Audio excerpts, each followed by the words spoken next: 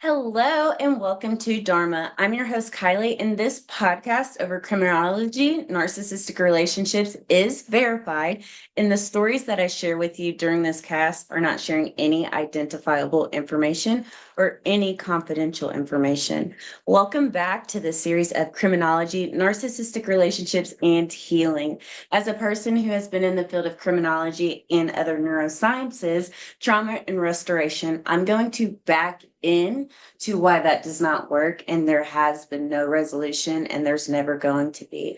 And that's why it's important, as I said in a previous podcast, to sacrificially and intentionally do this work alone. I'm going to share with you some of my experience throughout this series. However, I don't recommend trying any of these tactics at home or on your own. As a practitioner, it is important that I did have an opportunity to do some work outside of my work on my own, leading me to create Dharma with Kylie.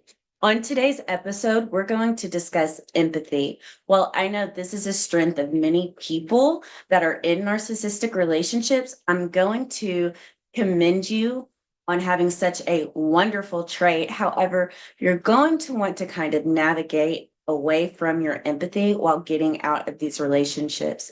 Having empathy is the absolute worst for a person that is going through the narcissistic cycles of abuse. Relationship dynamics can end up nuclear if you are embedded within these relationships. Healing and obtaining identity back from this is about the work that is done in silence. And with technology, there's always so many distractions. So the security parameters that you would have in the olden times is not the way that it is now. So it is very important to have that silence. That is why I also don't recommend support groups. Never work on blasting a narcissist or calling them out. And always remember, you're only as good as the people that you spend most of your time or surround yourself around. There's no need for a crowded experience when you have been unable to breathe or fluidly go through your life with normalcy. In the digital age, it makes it even more difficult. Even though I'm seasoned in growing through life with narcissists in my past and in my ecosystem, I'm graced with an old soul, the wisdom that told me never again. And I know that it doesn't look like it. However, several years of life experience.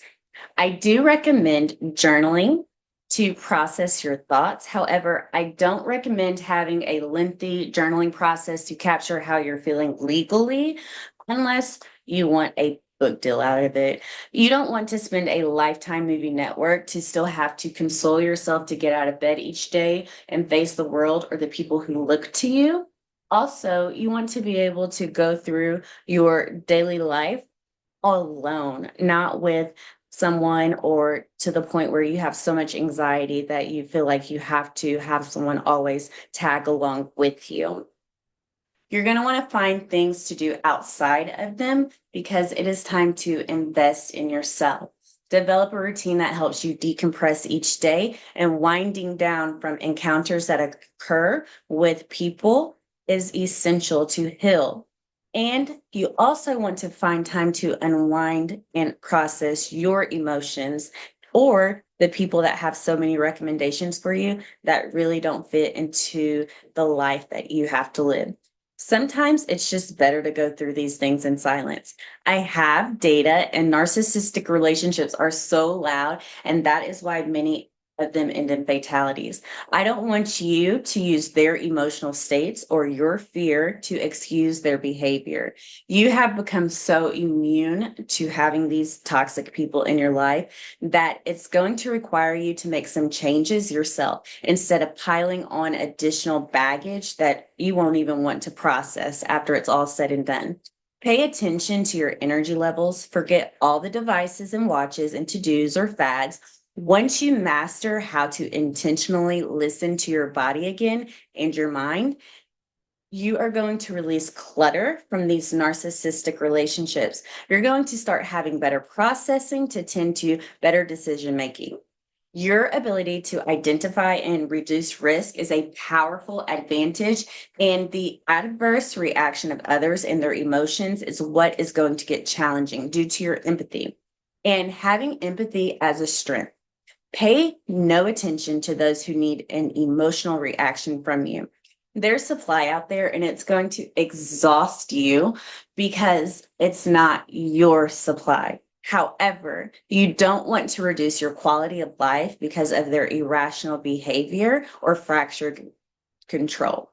Use this time to gather information and options, assess different situations, and evaluate everything, people, places, things around you, because you're going to want to enhance your life.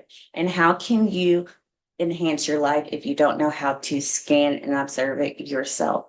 When you have the opportunity to do all of these things for yourself without anyone, you're going to start to feel a weight lift off of your shoulders, and you're going to start to feel freedom again. The generational pause that I've had to place in my life is appropriate to be able to live for what life is, not what it was. And that's necessary, not the ideas of others. It doesn't matter if they are family or friends, associates, or people of the past.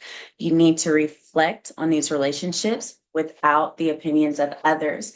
And if they're feeding you their ideas of what life should get lived out as, you're never going to break past those generational barriers.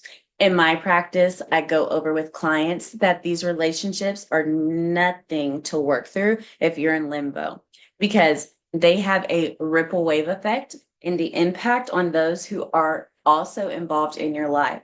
So with the narcissist, usually they try to go to these different environments to kind of make you feel less like yourself, to impose their views on all of these other dynamics of living.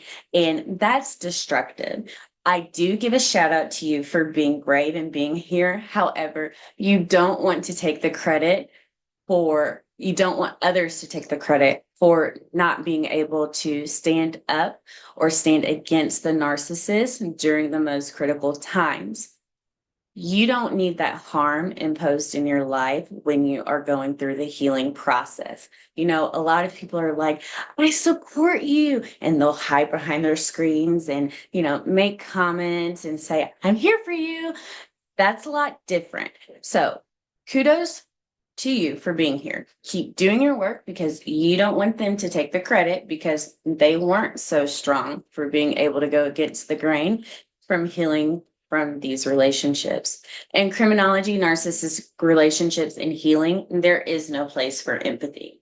So if you're ready to thrive and live with a voice, you have to get tough. And that does not mean vocally in a way that you've never had to before. So you have to dig deep, learn how to listen. Don't play with your life. You have allowed enough derogatory and abusive ways to halt your experience. Throughout my podcast, you're going to listen to episodes that make you reflect. And at times, your emotional perspective is going to shift. And that's the process of healing. So keep the faith, trust in the process. Do not defend yourself against your decisions. Don't ever go backwards. I want to thank you for listening to Dharma. However, this series is not to attract likes, it's to get real. Criminology, Narcissistic Relationships, and Healing on Dharma with Kai is going to officially air in 2025 and is going to serve as a life-changing experience of acquiring essential knowledge to allow some necessary connections to get made before entering into a dynamic of logistically impossible lifestyle patterns that are always going to continue to recur if you don't address them.